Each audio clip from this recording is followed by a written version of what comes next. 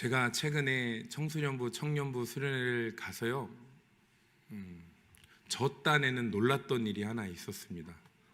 저 딴에는 그게 뭐냐면, 자기의 뿌리에 대해서 아는 사람이 있어요? 라고 물어봤더니 아는 사람이 2명 이렇게 손들더라고요.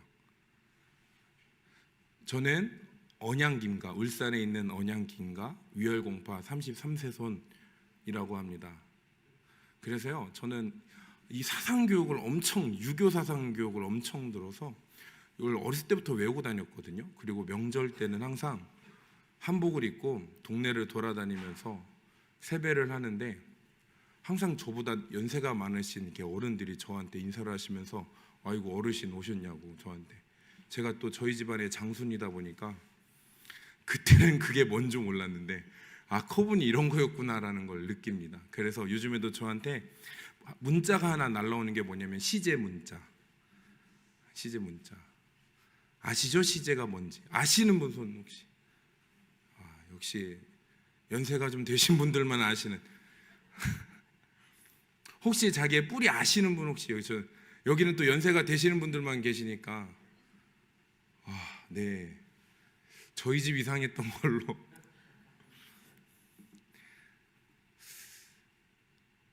우리는요, 사람은요, 당신은 누구십니까? 라고 질문을 받으면 저는 어렸을 때는 이렇게 소개를 했습니다. 저는 언양김가 위열공파 33세손 김경이라고 합니다.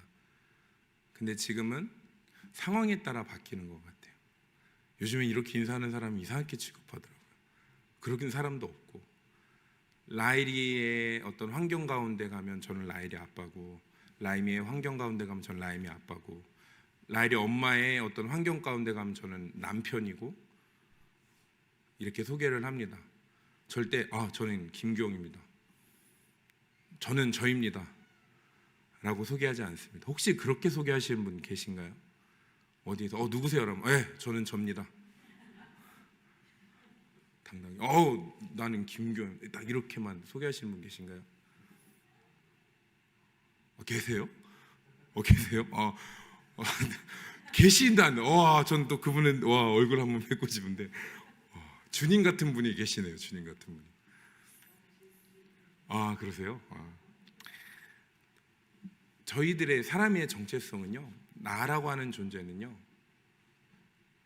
대부분 관계 속에서 나를 설명합니다.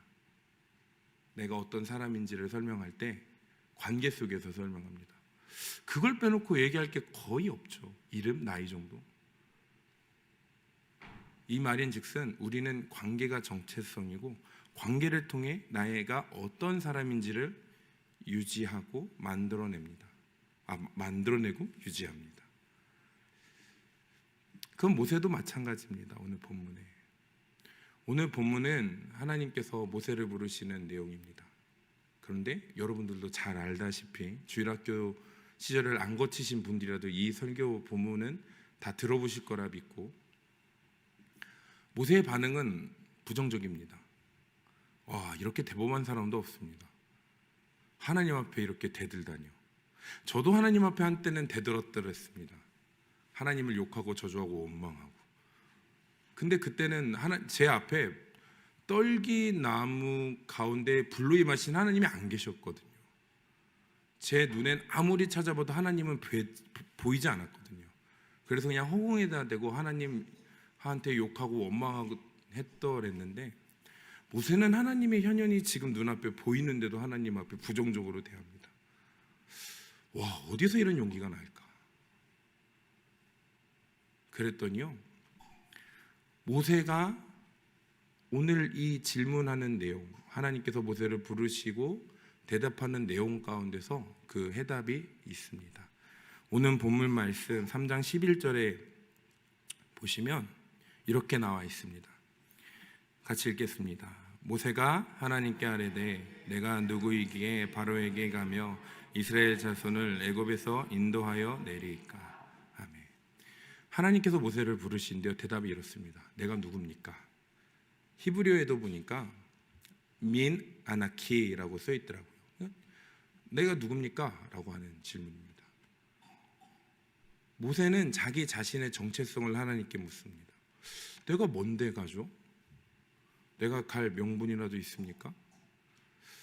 하나님께서 애굽에서 고난당하는 히브리인들의 절규를 들으시고 모세를 보내실 때에 모세의 대답이 내가 왜 갑니까? 였습니다. 내게 명분이라도 있으면 가겠죠. 명분도 없습니다. 도대체 제가 왜 갑니까? 라는 질문을 합니다. 모세가 왜 이런 생각을 갖고 있을까요? 그 이유는 모세의 이전의 날들이 설명하고 있습니다. 모두 다 아시다시피 모세는 애굽에서 태어난 히브리인입니다. 그런데 나만은 죽이라는 바로의 명령에 의해 그 생명을 건지기 위해 그의 어머니가 나일강에 띄운, 그래서 목숨을 건진 남자입니다. 그것을 건져낸 것이 애굽의 공주였고, 그래서 애굽의 왕자로 자랍니다. 그런데 감사하게도 모유가 나오지 않는 애굽의 공주 때문에 그의 어머니가 그를 키우게 됩니다. 이를 통해 알 수 있는 건 모세에게선 두 가지 정체성이 있다는 것입니다. 하나는 히브리인의 정체성, 하나는 애굽의 정체성. 자기 자신에게서의, 모세에게서의 아이덴티티, 나의 정체성은 히브리인이면서도 애굽인입니다. 그런 모습은 한 사건에서 잘 나타납니다. 히브리인이 고통을 당할 때 모세가 그것을 도와줍니다. 그리고 그 자리에서 히브리인으로서의 정체성을 드러냅니다. 그런데 도움을 받은 히브리인에게서 나오는 현상은, 반응은 그의 기대와는 다릅니다. 모세를 멸시합니다. 모세를 저주합니다. 모세를 원망합니다. 모세 자신은 자신이 히브리인이기 때문에 고통당하는 자기 민족을 구해주기 위해서 도와줬을 뿐인데, 그 반응은 히브리인으로서의 인정과 수용이 아니라 거절과 저주와 멸시와 원망이었습니다. 저는 이 자리에서 그때의 모세가 어떤 심정이 겪었을지 성경에 나오진 않지만, 히브리인으로서의 정체성에 혼란이 왔을 것이라는 생각이 듭니다. 근데 더군다나 같은 사건에 또 다른 문제가 생깁니다. 그것은 바로 비록 양 아버지이긴 하지만 애굽왕 바로의 반응이었습니다. 당시는 입헌 군주제입니다. 왕이 모든 권력의 최우선순위에 있던 시대였습니다. 모든 명령과 법은 왕의 입에서 만들어졌습니다. 왕이 원하면 죄인도 의인이 되는 시대입니다. 하물며 바로는 신이었습니다. 이집트의 신 가운데 하나로 추앙받던 사람이었습니다. 그런 바로가 자신의 양 아들인 모세의 죄를 죄 없다 하면 그만이었을 일입니다. 괜찮다 하고 수용받았으면 될 일이었습니다. 그런 바로에게 죽임을 당할 위기에 처합니다. 그런 바로는 모세를 죽이려고 합니다. 모세는 한날에 한 사건을 통해 자신이 가지고 있던 두 가지의 정체성, 나라고 하는 사람에 대한 두 가지의 끈을 끊어지게 됩니다. 그리고 살기 위해서 광야로 도피합니다. 여러분은 어떠실 것 같습니까? 살아있으나 누구 하나 인정받지 못하는, 공기 취급당하는, 나와 누구와도 관계 맺을 수 있는 사람이 없는 상황 가운데, 집에 가도 나는 공기 취급당하고, 직장에 가도 공기 취급당하고, 어딜 가나 나를 아는 체 아는 사람 없이 나와 관계 맺는 사람이 없는 삶을 살아가신다면 어떤 기분이시겠습니까? 제가 좋아하는 애니메이션이 있는데요, 원피스라는 만화입니다. 그 만화 가운데 명대사가 하나 있는데요. 그것이 제가 정말 좋아하는 대사입니다. 그 대사 중에 무슨 대사가 나오냐면, 사람이 언제 죽는지 아니? 권총에 심장이 뚫렸을 때? 아니? 맹독수프를 마셨을 때? 아니? 사람들에게서 잊혀졌을 때? 라는 대사입니다. 이 말이 저는 참 와닿습니다. 우리가 살아있으나 누군가가 내 이름조차 기억하지 못하고 나의 존재조차 이해하지 못하고 나라는 사람조차 몰라준다면 그것은 살아있어도 죽은 것과 같을 것 같습니다. 모세는 지금 그런 상황입니다. 히브리인의 정체성도 아닌, 애굽인의 정체성도 아닌, 그저 세상에 버려진 존재와 같이 광야 가운데 있을 때에 그런 모세에게 새로운 정체성이 생기는 것이 있으니 바로 이드로의 사위입니다. 이제 모세는 애굽인도 아닙니다. 버려졌기 때문에. 히브리인도 아닙니다. 버려졌기 때문이죠. 이제 그는 미디안 광야에서 이드로의 사위로서 살아갑니다. 그의 정체성은 이드로의 사위입니다. 하나님은 그런 모세를 부르시고 계신 것입니다. 그렇기 때문에 하나님의 부르심, 그리고 애굽으로 보내시는 자기 자신에게 자기 자신의 모습을 볼 때 명분이 생기지 않습니다. 내가 이제는 애굽의 왕자도 아니고 히브리인에게서 버림받은 내 같은 존재가 어떤 명분이 있어서 가야 합니까? 모세에게 있어서는 도무지 이해가 되지 않는 상황입니다. 그런 질문에 하나님은 12절로 대답하십니다. 다 같이 보겠습니다. 하나님이 이르시되 내가 반드시 너와 함께 있으리라. 내가 그 백성을 애굽에서 인도하여 낸 후에 너희가 이 산에서 하나님을 섬기리니 이것이 내가 너를 보낸 증거니라. 아멘. 오늘 본문 가운데서요, 이 12절의 말씀은 모세가 나는 도대체 누구입니까? 나의 정체성은 도대체 무엇입니까? 라고 하는 질문에 대한 하나님의 대답입니다. 그러면 이 말씀 가운데 하나님이 모세는 너는 누구야? 라고 하는 대답을 찾아야 합니다. 그래서 12절에 보니 이런 말씀이 있습니다. 너희가 이 산에서 하나님을 섬기리니. 하나님께서 하시는 이 말씀이 뭔가 뚱딴지 같아 보이고 모세의 질문과 다른 대답을 하시는 것처럼 보이지만 바로 이것이 하나님께서 모세를 세우시는 정체성의 모습입니다. 하나님은 모세를 부르신 이유가 애굽인이었어도 히브리인이어서도 부르시는 것이 아닙니다. 하나님은 모세를 부르신 이유가 하나님을 섬기는 자, 곧 하나님의 백성이기 때문에 부르시고 계신다는 것을 오늘 12절을 통해 알려주고 계십니다. 저 여러분도 마찬가지입니다. 누구의 아빠이기 전에, 누구의 엄마이기 전에, 누구의 딸이고 누구의 아들이고 어떤 관계에 있어서 나의 정체성이기 전에 나는 그리스도인입니다. 나는 주님의 자녀입니다. 주님께서 저희들을 계획하셨고 주님께서 보내신 주님의 것입니다. 여기 계신 그 누구도 사람의 사랑에 의해서 결실된 것이 아닙니다. 사람의 사랑이란 도구를 통해 이 땅 가운데 보내신 하나님의 계획된 자녀들입니다. 우리는 그 정체성 위에 누군가의 아빠로서, 누군가의 엄마로서, 누군가의 직장 동료로서, 상사로서, 부하로서 살아가야 하는 것입니다. 그것이 우리가 이 땅 가운데 맡겨진 그리스도인의 책무입니다. 그랬더니 하나님이 그렇게 모세를 부르시고 보내시는 곳이 어딘가요? 애굽입니다. 여러분, 단순히 애굽이 아닙니다. 단순히 보내지는 장소가 애굽이 아니라요, 그 장소는 모세에게서 고통의 시작입니다. 문제의 시작입니다. 고난의 시작입니다. 마주하고 싶지 않을 장소입니다. 우리가요, 사람이여 살아가면서 어떤 고난을 당합니다. 고통을 당합니다. 아픔을 당합니다.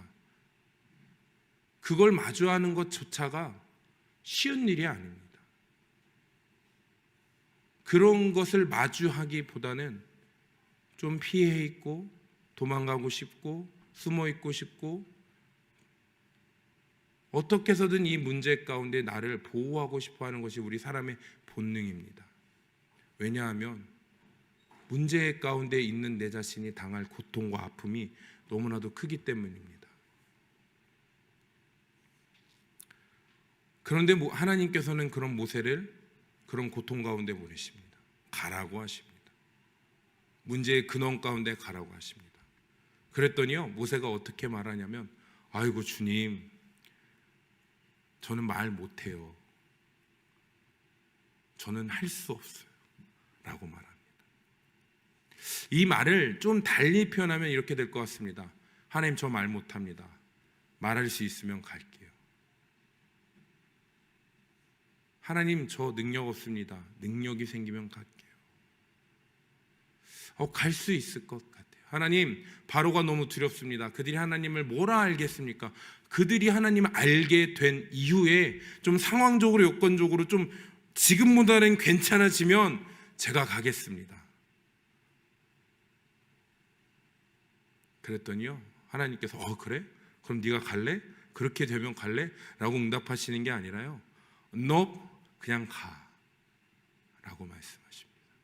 그리고 그에게 그냥 단지 주어진 건 주님의 지팡이 뿐이었습니다. 지팡이를 든 모세가 능력이 생겼습니까? 말을 잘하게 되었습니까? 뭔가 신출귀물한 홍길동처럼 되었습니까? 아무것도 아니었습니다. 여전히 모세는 모세입니다.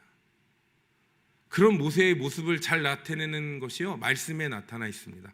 출애굽기 5장 말씀입니다. 5장 말씀에 보시면 모세가 바로를 대면하여 이야기하는 그 말씀 가운데 모세의 이렇게 심정이 표현됩니다. 1절에서 3절 그리고 22절을 함께 보도록 하겠습니다. 같이 읽겠습니다. 그 후에 모세와 아론이 바로에게 가서 이르되 이스라엘의 하나님 여호와께서 이렇게 말씀하시기를 내 백성을 보내라. 그러면 그들이 광야에서 내 앞에서 절개를 지킬 것이나 하셨나이다. 바로가 이르되 여호와가 누구이기에 내가 그의 목소리를 듣고 이스라엘을 보내겠느냐. 나는 여호와를 알지 못하니 이스라엘을 보내지 아니하리라. 그들이 이르되 히브리인의 하나님이 우리에게 나타나셨은즉 우리가 광야로 살 길쯤 가서 우리 하나님 여호와께 제사를 드리려 하오니 가도록 허락하소서. 여호와께서 전염병이나 칼로 우리를 치실까 두려워하나이다. 아멘. 22절입니다. 모세가 여호와께 돌아와서 아뢰되 주여 어찌하여 이 백성이 학대를 당하게 하셨나이까? 어찌하여 나를 보내셨나이까? 아멘. 모세가요, 하나님의 지팡이를 갖고 주신 지팡이 갖고 바로를 대면하면서 하나님께서 가르쳐 주시는 대로 말씀을 전합니다. 바로 당신이 우리 백성을 보내지 않으시면 하나님 저주하신대요. 심판하신대요. 그랬더니 바로가 네가 말하는 하나님이 누군데? 라고 얘기합니다. 이 상황을 좀 재현해 보면요, 우리 영화 이집트의 왕자라는 영화를 보시면 아실 겁니다. 그때 이 바로 왕 앞에 선 모세의 모습이 지금 당당하고 힘이 있고 뭔가 말할 때 자신감이 있어 넘치는 것이 아니라 자기도 지금 불안합니다. 떨립니다. 바로 앞에 서는 게 너무 긴장이 됩니다. 두렵습니다. 그래서요, 오늘 말씀의 1절 3절에서는 그렇게 하나님께서 시키는 대로 하지만 22절에 가서는 하나님 앞에 원망합니다. 아이고 하나님, 왜 나 또 보내셨어요? 바로가 내 말 안 들어요. 바로가 내 말 안 들으려고 해요. 이런 걸로 봤을 때 바로를 쳤대면을 때 모세의 표정이 그려지진 않지만 딱 이럴 것 같아요. 괜히 막 엄청 쫄아갖고 저기 하나님이 보내시라는데 안 그러면 저주하신다는데 어떻게 할 거예요? 보내줘야 돼요. 이런 모습. 글로는 보여지진 않지만 글 속에 보여지는 모세의 마음은 이렇습니다. 그런데 이런 모세의 모습이 10장에 가서는 바뀝니다. 10장 말씀입니다. 10장 27절로 29절 같이 보도록 하겠습니다. 여호와께서 바로의 마음을 완악하게 하셨으므로 그들 보내기를 기뻐하지 아니하고 바로가 모세에게 이르되 너는 나를 떠나가고 스스로 삼가 다시 내 얼굴을 보지 말라. 내가 내 얼굴을 보는 날에는 죽으리라. 모세가 이르되 당신이 말씀하신 대로 내가 다시는 당신의 얼굴을 보지 아니하리이다. 아멘.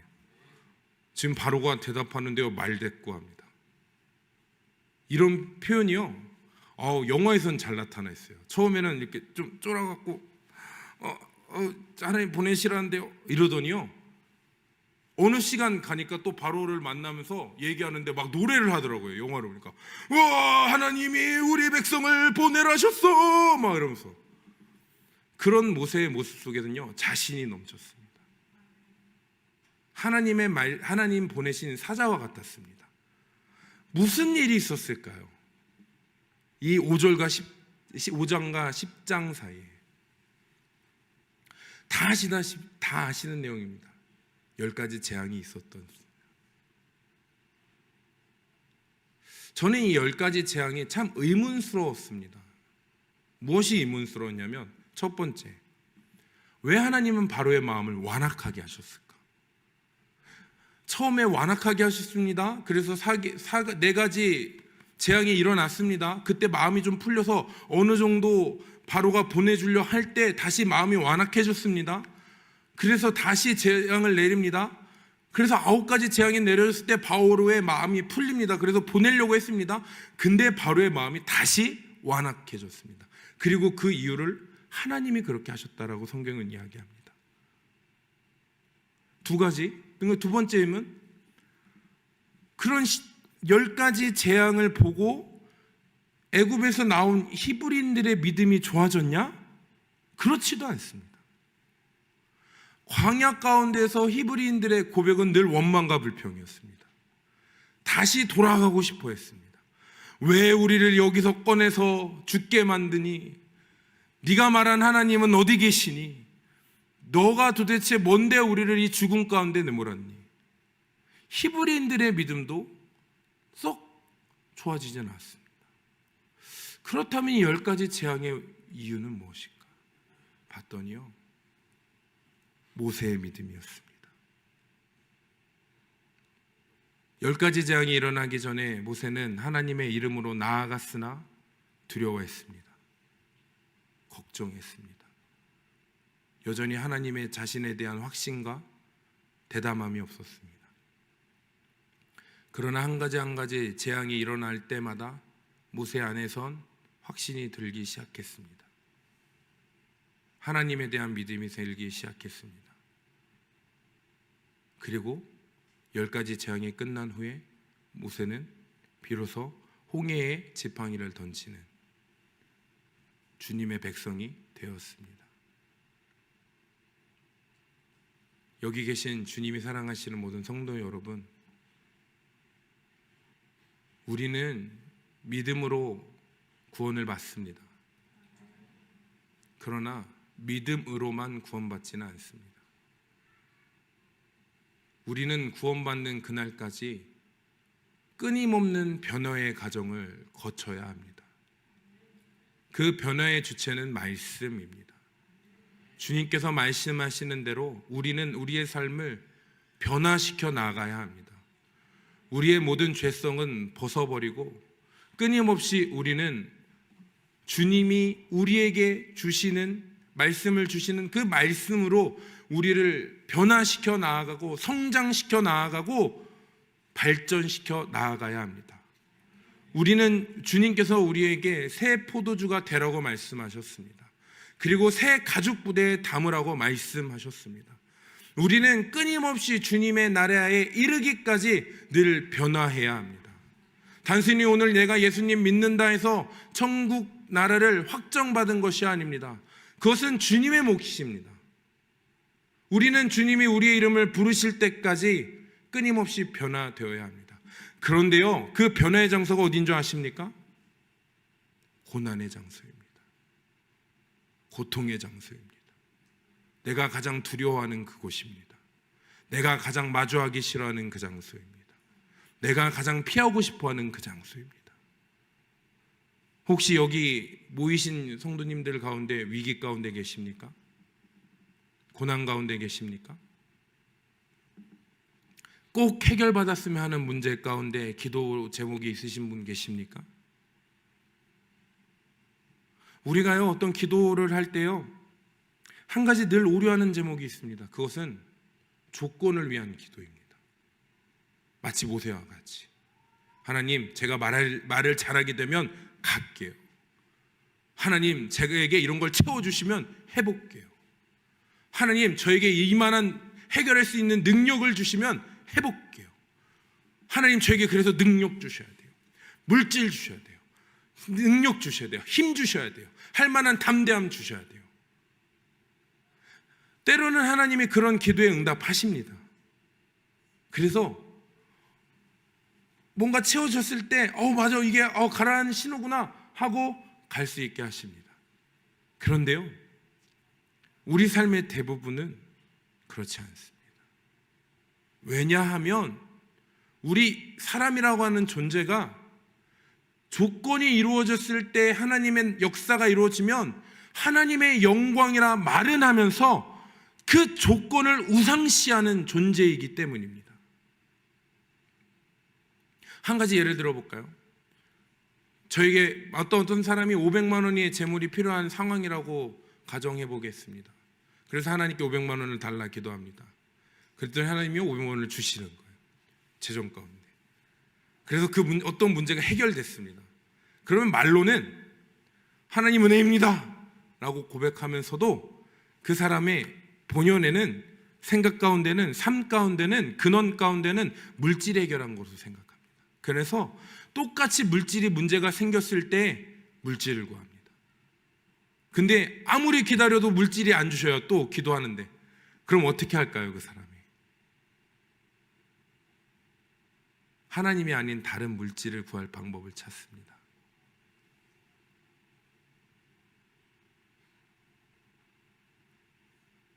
하나님은요, 우리의 요구를 들어주시는 분이시긴 하나 직접적으로 들어주시는 분이 아닙니다. 평화를 구하는 자에게 평화를 주시는 분이 아니라 평화를 이룰 수 있는 환경을 주십니다. 물질을 구하는 자에게 물질을 주시는 분이 아니라요, 물질에 자유할 수 있는 환경을 주십니다.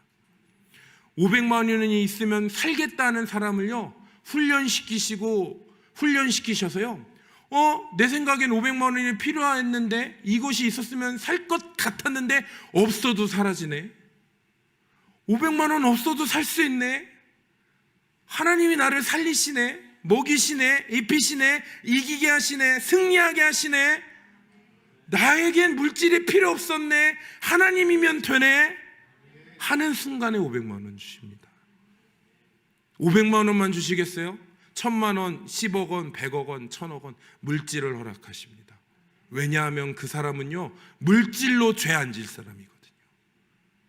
여러분들 다 아실 겁니다. 칼을 달라는 어린아이에게 칼 주시는 분 계시나요? 없어요. 그 아이가 칼을 잘 다루고 칼을 칼답게 쓸 수 있을 때 칼 주실 거예요. 엄마 옆에서 엄마 나도 요리해 볼래 하는데 하시게 하시겠어요? 칼을 잘 다루고 다치지 않을 수 있는 수준이 이뤘을 때 칼을 주시겠죠. 우리 주님도 똑같습니다. 주님은 저와 여러분들을 사랑하십니다. 그래서 이런 말이 있습니다. 하나님이 우리의 기도를 응답하시는 건 은혜요, 우리의 기도에 응답하시지 않는 건 우리를 보호하시는 것이라고. 그렇기 때문에요, 우리는요, 어떤 조건이 이루어져서 우리 문제 가운데 가는 사람들이 아닙니다. 우리에게 주어진 것 딱 하나입니다. 하나님이 주신 막대기. 그게 무엇입니까?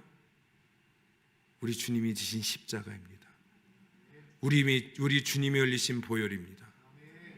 우리가 문제 가운데서 선포해야 될 능력이 무엇입니까?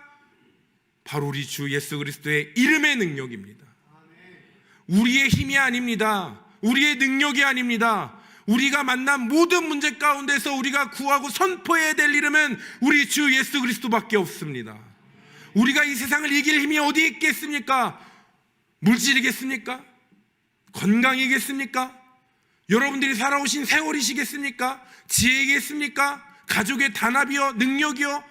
내 남편의 나의 지위요? 직분이요? 아닙니다. 예수님밖에 없습니다. 우리가 문제 가운데 예수님의 능력, 그 이름을 선포할 때 우리 문제가 해결될 줄 믿습니다. 우리 문제뿐이겠습니까? 우리 나라의 문제도 그렇습니다. 여러분, 이 나라는 누구 겁니까? 하나님 겁니다. 이 나라 위정자들이 이 나라를 살립니까? 어떤 대통령이, 어떤 국회의원이 세워지면 이 나라가 살아납니까? 하나님이 성경 가운데 보여주셨잖아요. 어떤 왕도 그럴 수 없다고. 사람이 나라 살리는 거 아닙니다. 하나님이 살리시는 겁니다. 우리가 이 나라 민족을 위해 기도하지 않으면 그래서 안 되는 겁니다. 우리가 이 나라를 위해 기도를 포기하지 않아야 될 이유가 바로 이런 겁니다. 대통령이 나라를, 국회의원이 나라를 아닙니다. 통해 쓰시는 거죠. 그러려면 우리가 기도해야 합니다. 교회 문제는요, 우리 주 예수 소망교회 문제 없습니까? 그 문제는 그럼 누가 해결합니까? 어떻게 해결합니까? 모든 교회마다 다 문제가 있습니다. 없는 공동체가 없죠. 사람이 만들어내고 사람이 운영하는 건데, 이 세상 시스템에 하나의 교회 운영 체계가 있는 것인데 그게 당연히 문제가 있을 수 있죠. 그래서 교회마다 문제가 있습니다. 근데 어떤 교회가 그 문제를 해결해 나아가고 어떤 교회가 그 문제 가운데 절망하느냐? 문제를 이겨내는 교회는요, 기도하는 교회입니다. 그 문제의 탓을요, 사람에게 찾지 않습니다. 저 사람이 바뀌어야 돼, 저 장로님이 바뀌어야 돼, 저 집단이 바뀌어야 돼, 저기가 저렇게 해야 돼, 335 모여 이렇게 얘기하는 집단이, 그런 집단이 있는 교회가요 살아나는 것 같습니까? 아닙니다. 그런 교회일수록요 분열이 생기고요, 싸움이 생기고요, 다툼이 생기더랍니다. 어떤 교회가 살아나냐? 목회자를 위해 기도하는 교회, 임직자를 위해 기도하는 교회, 기도의 불을 끄지 않는 교회, 335 모여 나라 민족 교회를 위해 기도하는 교회, 그런 교회가 살아나더랍니다. 우리 교회도 마찬가지입니다. 우리 교회의 큰 문제, 재정의 문제요, 주님이 하시면 됩니다. 사람의 힘으로 이게 되겠습니까? 사람의 능력으로 되겠습니까? 누구 하나 바뀌어서 이게 될 문제인가요? 아니죠. 정말 교회를 위해 고민하고 걱정하신다면 누구 책임이야, 누구 문제야 라고 말씀하시기 전에 교회에 나와서 기도하시길 소망합니다. 누구 책임도 문제도 아닙니다. 하나님께서 우리 가운데 그런 마음을 주신 것은요, 누구를 탓하고 누구에게 책임을 돌리라고 그런 마음을 주시는 게 아니라요, 기도하라고 우리에게 그런 마음을 주십니다. 기도하라고, 교회를 위해 기도하라고, 교회를 사랑하는 마음을 주시는 것은 교회를 위해 기도하라고. 우리의 삶도 마찬가지입니다. 모든 문제가 그렇습니다. 저도 마찬가지입니다. 저에게 가장 큰 문제와 가장 큰 기도 제목은요, 장로 되는 것입니다. 저는 지금껏 좋은 목회자 되겠다라고 하는 기도를 해본 적이 없습니다. 왜냐하면 제 개인적인 성격도 목회자랑 안 맞고요, 이 목회라고 하는 자리가 저에게 늘 너무나도 부담스럽습니다. 저가 이렇게 가운데 있고 저를 바라보시는 이렇게 많은 눈들이 있다라는 것 자체가 저에겐 너무나도 힘이 든 문제입니다. 그래서요, 저는 신대원 3학년 신대원 입학하는 그 순간부터요, 주님 저 목회 안 하게 해주세요가 제 기도 제목이었습니다. 그리고 이거 내려놓게 해주세요가 기도 제목이었습니다. 지금 이 순간에도 제가 오늘 마지막 이 찬양한 것, 주는 완전합니다라는 찬양을 하는데요, 저에겐 이게 좀 안 좋은 찬양입니다. 안 좋은 기억을 떠올리게 하는 찬양입니다. 그게 뭐냐면요, 제가 첫 번째 사역지가 경기도권에 있는 시흥이라는 동네 교회인데, 딱 2년을 사역하는데 2년 내내 혼났어요. 사역을 하면서 너무 괴로운 거예요. 사역을 하는 것 자체, 주일날 가는 게 두려웠어요. 제가 가장 행복했던 시간은 주일날 오후 예배 끝나고 학교 공부를 위해 대전 내려오는 시간. 가장 두려웠던 시간은 사역을 하기 위해 시흥으로 올라가는 시간, 또 교육자 회의 시간. 맨날 혼났어요. 매주 혼났어요. 매달 혼났어요. 그래서요, 2년째 되는 그 주간에는요, 교회에서 목사라고 뜨는, 집사라고 뜨는 전화 받기가 두려웠어요.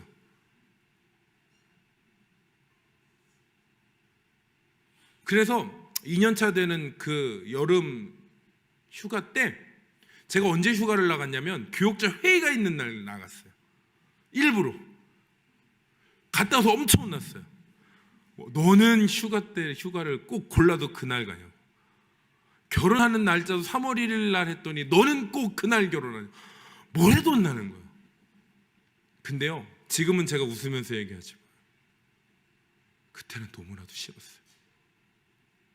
사람을 만나는 게 싫었어요. 교회가 싫었어요. 그래서 휴가로 도망을 가는데 그때 불렀던 찬양이 이 찬양이에요. 주님, 우린 연약합니다. 오늘 하루를 또 실수합니다.